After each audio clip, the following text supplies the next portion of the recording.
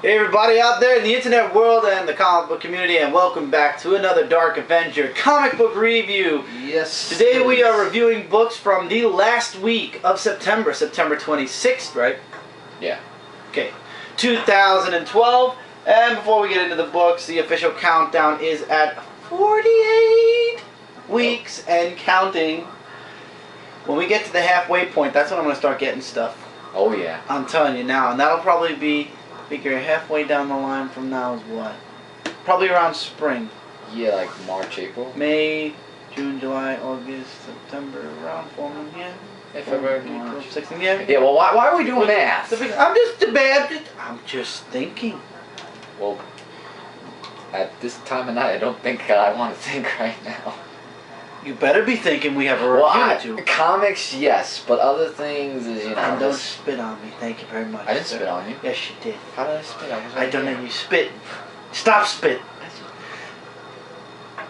Thank you. Anyway, first off, a little bit of news. Stan Lee actually had a pacemaker put in this past week, and that's why he didn't make it to OhioCon or that other event that was in Ohio.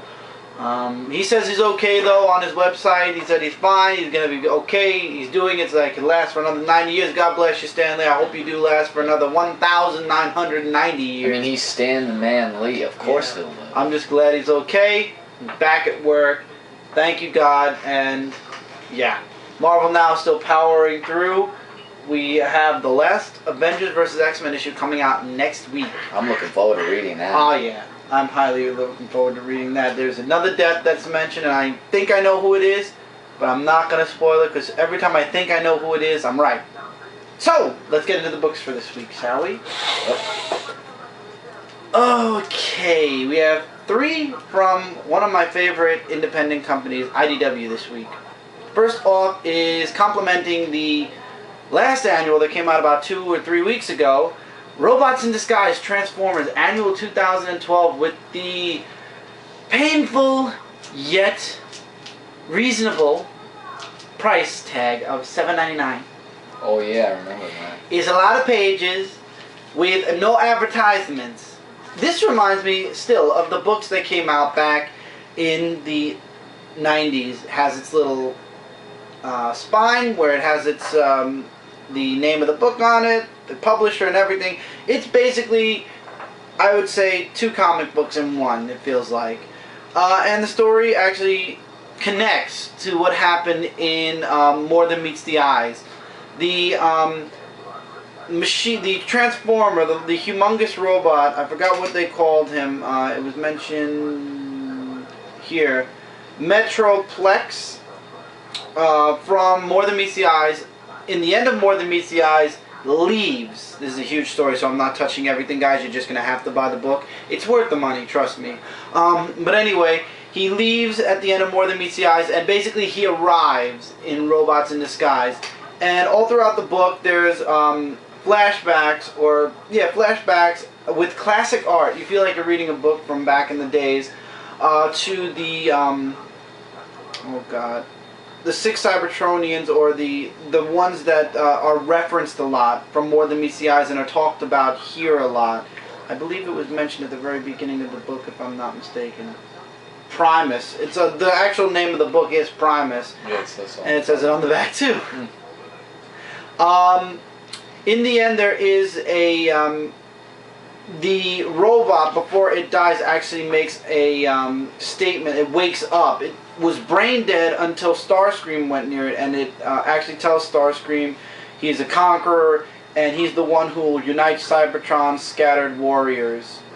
And like basically he's destined to unite everything, and he thanks him for awakening him one last time. And Starscream wants to be the head of Cybertron. He wants to be voted in, and basically every which way things go, he brings in the Transformers on Cybertron. Bumblebee really isn't in much of this at all. At all. No. I guess that's why I kind of enjoyed this book a bit more. Bumblebee actually isn't in this at all. Wow. So, for those of you Bumblebee fans, he's not here. And basically, Starscream, every time something goes on, he grabs a bunch of Transformers on Cybertron and brings them and says, look at this, look at that. He's basically causing trouble because he wants to be the leader on Cybertron, or the leader of the government. and it's going to open elections. You know it's going to lead to that at some point in the Robots in Disguise book, and Starscream's going to win, and that's where the trouble's going to start. Where we go from there, we'll see as the future moves on. Robots in Disguise annual. I like the More Than Meets the Eyes annual. This definitely takes second place though, because once again the More Than Meets the Eyes was a lot better. This is just government and who's gonna rule over. So who's gonna lead Cybertron? Who's gonna rule Cybertron? And just not feeling it. It's like I'm tired of.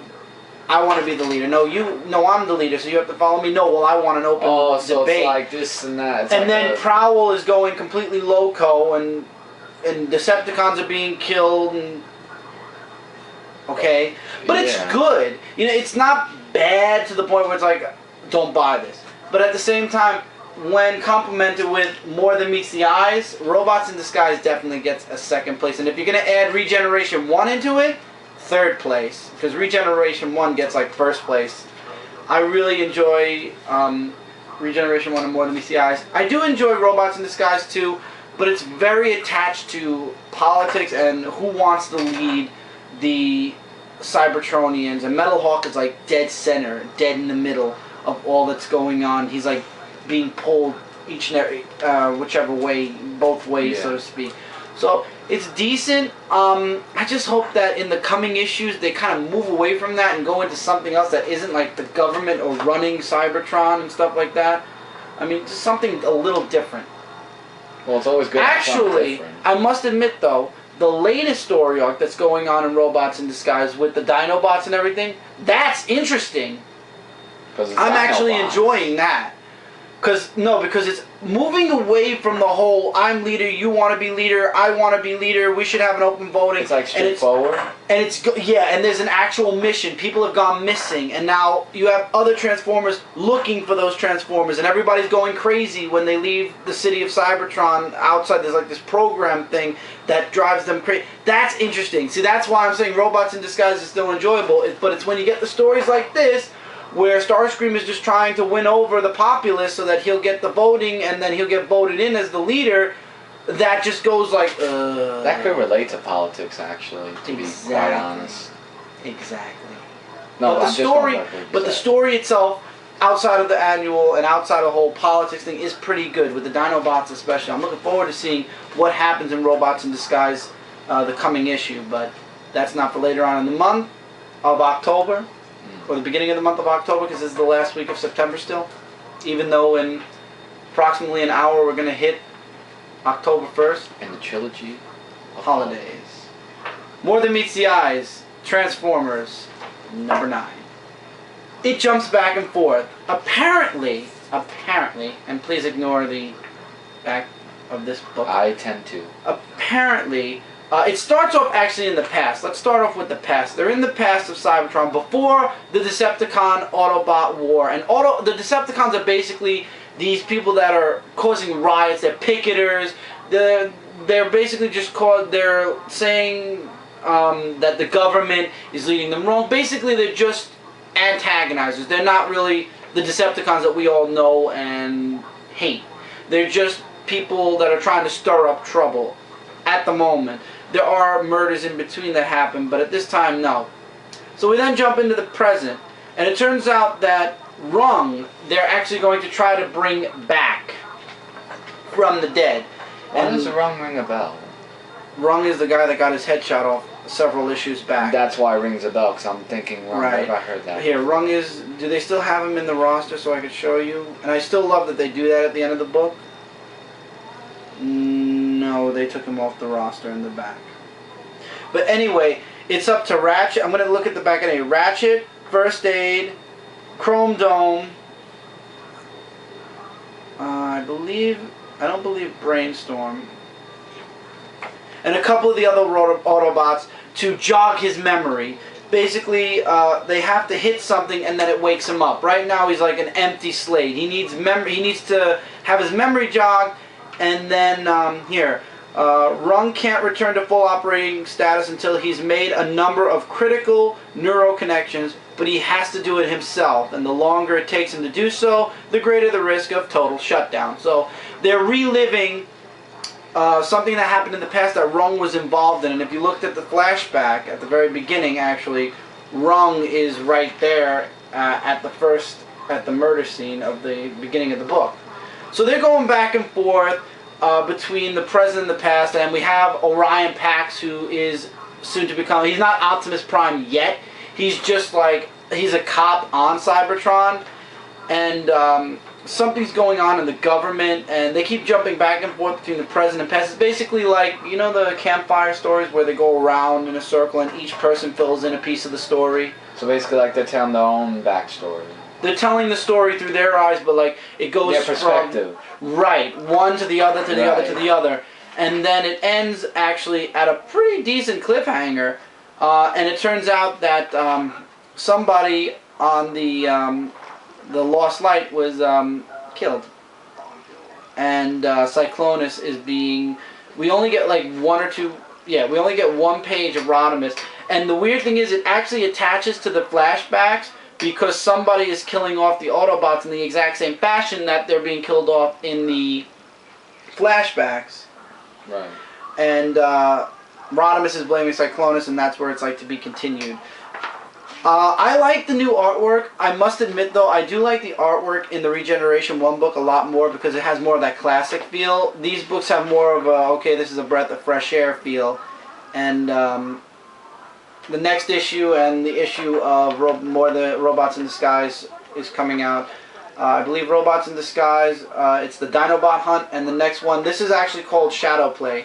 This is part 1 of the Shadow Play story arc, and More Than Meets the Eyes. The next issue is part 2. I hope that after all is said and done that Rung actually comes back, and that's kind of, I guess, what the whole cover is for, connecting all the memories so that Rung can come back. I hope Rung does come back, because the way they killed him off was kind of horrible a couple issues back, where he just got shot in the head and destroyed. So I hope they do bring him back. And I also like seeing Optimus Prime, even though he's still Orion Pax, but it's still a really good story, so I would definitely say check that out. Finally, a book that I've been swearing on since day one, and the only thing that still has me, since last issue, going is the artwork, is Teenage Mutant Ninja Turtles. We're at issue 14, my friends. And I love the story. The artwork, just, it's taking a while to get used to. And since the last issue, I had nothing bad to say until the artwork change in issue number 13. And now it's a lot of getting used to. And it's like pages like this where it's like, yeah. See that? Ooh. It's like you can't really, you have to look over the artwork to actually enjoy the book. So it's split into 3 parts. First part is Splinter and Raphael at Casey's father's house, and Splinter at the end of the last issue was going to kill Casey's father, or it looked like he was going to do it. And he's like, tell me, do we agree that, you know, he's a horrible person and all, but is this the way you're supposed to do it? Or is this what you're supposed to do? Is this the honorable way? The thing that's like all these clones, like that's not clones. That's Krang. We're gonna get into that. Then Stockman is in is where Krang is now, and Krang is actually telling him how he's from Dimension X, how his people and his father ruled over that planet, and then things went and got blown to hell. Now they're living on Earth, and he basically wants Stockman to help him. There's a breakthrough from Dimension X, and Krang actually sends them back. And basically, he tells Stockman, I need you to do one thing, and it's an introduction to something that I loved from the 1980s. Oh, the reintroduction of the Technodrome. That was... He wants Stockman to help him build the Technodrome. Wow. And that's all you see of Krang, and then you just see Casey with the Turtles, and they have a moment. You got to read the book. I'm sorry if I'm going to leave you off with a lot of things, but it's really good. Splinter in the end decides to do something with Casey. It's a life-changing thing. I almost said what he did, but I got a better idea. I'm not going to say it, but Casey's life does change in this issue, and I think it'll be something that's going to impact him in future issues. And I love this panel where he has that like sad face on him when him and Raphael come back, and wow, he actually said that. he's like Casey and April are like, okay, you want to talk to the turtles? He's like, I need to talk to I need to call a family meeting. And Casey and April are like, okay, we'll leave. And he's like, no, Casey, April, would you please stay? And they actually end up sitting in, and Splinter just gives the awesomest speech about family and their commitment to each other, and how everything, how they all have following the righteous path with honor and everything. And the speech goes on for 2 pages. It's a word bubble palooza for both pages, this page as well as this page. And it's all about the changes to Casey's life that are going to happen, that are ramificated in this issue that you have to read about. And then he's talking about what they're going to do with Shredder. And it's something that, you know, it's like, you don't believe in killing, we don't believe in murdering, we always look for the peaceful path. But in certain cases, and this is one of them with Shredder, we're going to have to do something, you know, that we normally don't do. And Leonardo's like, tell me you're not saying what I think you're saying, Master. And he's like, I'm simply saying that Shredder, by his own evil actions, leaves us but with one unfortunate choice ahead of us. And that's where they leave it off. And then it goes to Shredder for 2 pages, who finally has picked a worthy person for his second in command. And it turns out to be one of the Turtles, to be continued in the next issue. And he wants them to take the turtle and bring the turtle to him. And that's where they leave you off. This was an awesome story. Not really the most desired artwork. I really hope that once the story arc changes, and I pray the story isn't 12 issues long, that the artist changes. I really do love the Teenage Mutant Ninja Turtle story. It's just the artwork does not complement the Turtles. It's okay artwork. I'm sure it would fit in different books. It's just, in this book, I guess we were spoiled with the artist that did the first 12 issues. And it's like, I wanted that artist to stay, so maybe my mindset is on that also. So it's like, I mean no insult to Andy Kunn, who does the artwork here, but it just doesn't fit, in my opinion. And you saw images. It doesn't fit this book. I don't believe it fits this book at all. But this is my pick of the week, as always. My pick of the month. I love the Turtles. Just look over the artwork, guys, for a little while until the artists change, and let's pray they change for the better. Just throwing it out there, Superman issue 0, all about Jor-El and Laura and how they find out about the destruction of Krypton. The only interesting picture, and the only thing that left me kind of with the big question mark, is how the hell Superman, or Clark, ended up on Krypton. And I like the suit to an extent. This suit kind of complements the old Superman suit a little bit, whereas it doesn't have the collar anymore.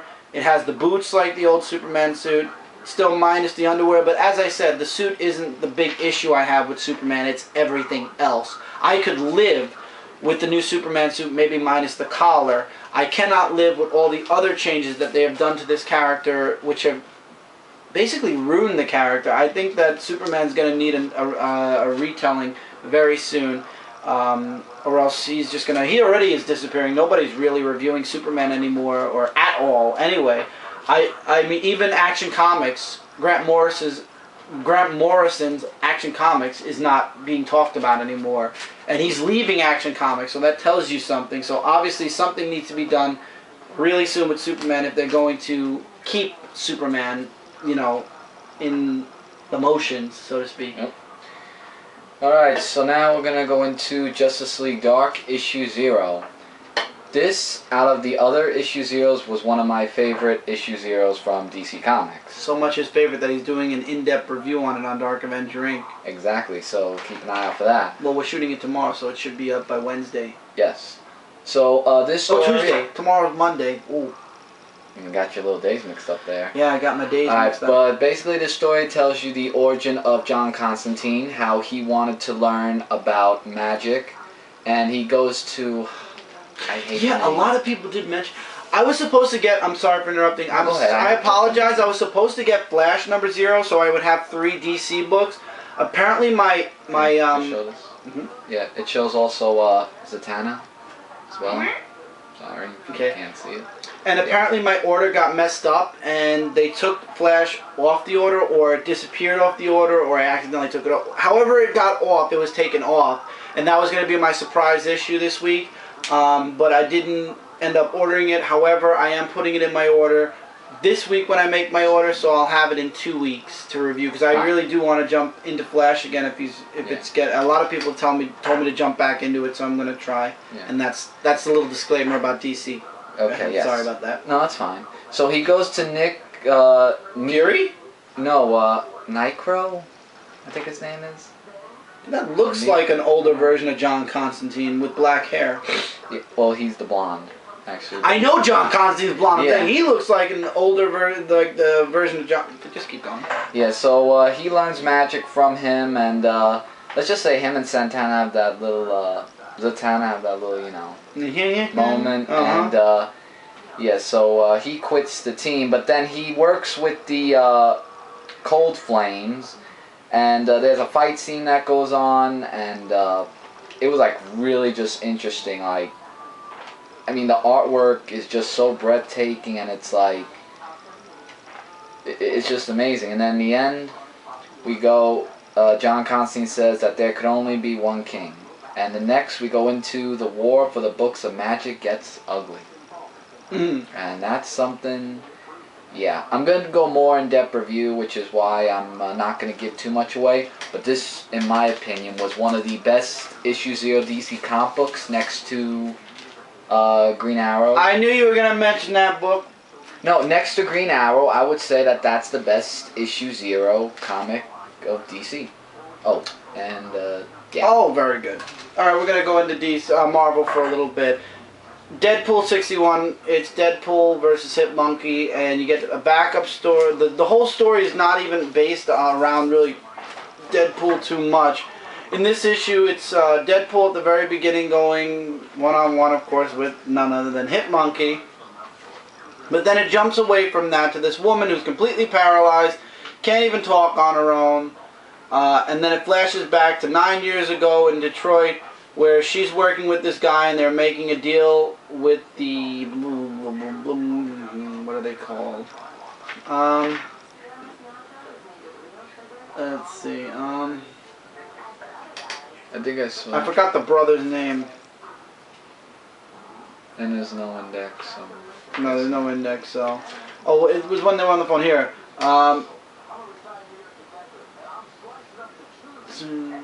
Joven? No, that's a guy on there. The Kowalski brothers. And the man who is selling them the guns ends up sending the woman, way back in the day, who worked with him, to show them the stock. They liked it. And then it shows how she actually got paralyzed, and it was none other than Deadpool's fault. So that's her vendetta against Deadpool, apparently. It then jumps back to the present with Deadpool and Hitmonkey realizes something that Deadpool makes Hitmonkey realize something that he didn't realize that's been going on in Hitmonkey since Hitmonkey #1. I guess this is kind of like that Hitmonkey no more thing, and then it turns out the woman's vendetta comes to fruition at the very last page of the Deadpool book, and then it's two people going after Deadpool in the next issue. Wow, that's the very briefy. Yeah, that's the very briefy version of this book. However, it's still an entertaining. Sorry, I had something there. Read. However, Deadpool actually lacked Deadpool in this book. It was more along the lines of this woman's story and why she has it out for Deadpool now. Yeah. That's... Oh, and she was an undercover agent, I believe, for the FBI or something. Wasn't it the FBI? She was working with the FBI, I believe, and then she had this thing ever since she was paralyzed to go after Deadpool. Like, she was like a double agent or something. She was working for this woman, but she was like working for the FBI, but she was what do you call it? She was working cover, like she was faking who she really was. I forgot what those were. Undercover FBI agent. Yeah, she was working for the guy Jovan Black, but it turns out Deadpool had a thing after the Kowalski brothers, and that's how she kind of just got caught up in the crossfire. and that kind of screwed her from being an FBI agent ever, like to ever be in the field ever again. And she's actually retiring in this book, so she hires these people to go after Deadpool. It's a whole thing, and it's really something that nonsensical nonsense. But yeah, Deadpool. Hopefully the next issue will have more Deadpool. I'm looking forward to seeing what they do with zombie presidents versus Deadpool and the Marvel Now stuff that's going to be going on. Another book that it was a 3-part story. They made a huge deal about this new character, and they just took him off the roster. And I'm talking about Amazing Spider-Man 694, the conclusion to the Alpha 3-part saga. Which actually portrays the Superman versus Spider-Man. And it should not have done that. There was no fight between Spider-Man and Alpha throughout this entire book. No fight. At all. At all. Then why did they actually pick that cover? I have no idea. Maybe for sales to go I up? have no idea. And if this is just to add on to the lead in this 3-part story, what a waste. What a waste of an, you know, I understand a lot of people write, there's certain writers who write for the trade, and there are certain writers who write for the issue. In this case, I believe, in this story arc, from 690 all the way through to 700, Dan Slott has been an awesome writer for Amazing Spider-Man, but ever since Alpha, he's writing, I believe, for the trade. He's writing to add into what's going to happen in 700. All these events from issue 690 on are going to lead into 700. So now it's no longer about the little stories. Now it's everything that's going to add up into Amazing Spider-Man 700. And no offense, but the Alpha storyline from issue 1, I don't care that about the character, and I'm spoiling a little bit here, but by now everybody should know I don't care that he lost his powers. I only care that he still has a fraction of his powers and they might come back. It's just the character was a jerk. He was a big-headed. He had no emotion whatsoever except to capitalize on the powers that he was given. Basically, let's say the mirror opposite of Spider-Man. Okay. And as much as I said it made Peter Parker out to look like a jerk that he wanted to take out his powers away, after reading this issue, I don't blame him, to be honest. And this guy shows up. We saw this from the preview, Terminus, and Captain America does the foolish thing and tells Spider-Man to call in Alpha. And Alpha and Spider-Man talk for 2 seconds. He calls Spider-Man Boy Wonder. He shows up. He takes Terminus out with no problem, but the problem is Terminus's technology, instead of absorbing, it bounces Alpha's powers off of him, and it basically nulls or shuts down everything mechanical within a 10-mile, I believe, radius. Was it 10-mile radius? Thank you, Iron Man. And all the planes start to shut down, and Aunt May and Jay are flying back to Boston, so one of their planes is there. So, of course, Pete goes for that plane, and his focus for the rest of this issue is to land that plane. Yeah. Really? Yeah. Doesn't lie. So we gotta go. We gotta go into the next part, apparently. I hate being interrupted mid-comic. It's been a long time since I've been interrupted mid-comic. Hooray! 153 is where I get interrupted mid-comic. 152 we up to. 152. Yeah, 152. I get interrupted mid-comic. See you guys in the next part. We'll continue this and finish off Marvel. Take care, everybody. See you in the next part. I don't know why I said take care. I'll just see you in the next part.